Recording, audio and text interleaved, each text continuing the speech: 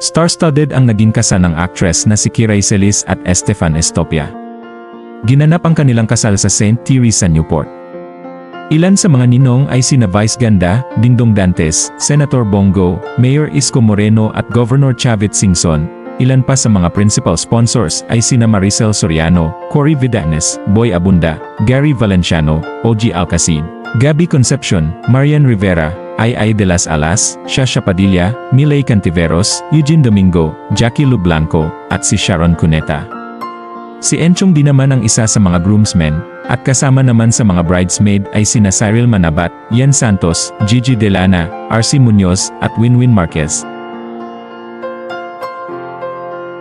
Matatanda ang last November 23 ay marami ang nagulat at nag-akalang ito na ang wedding day ni Kiray at Estefan.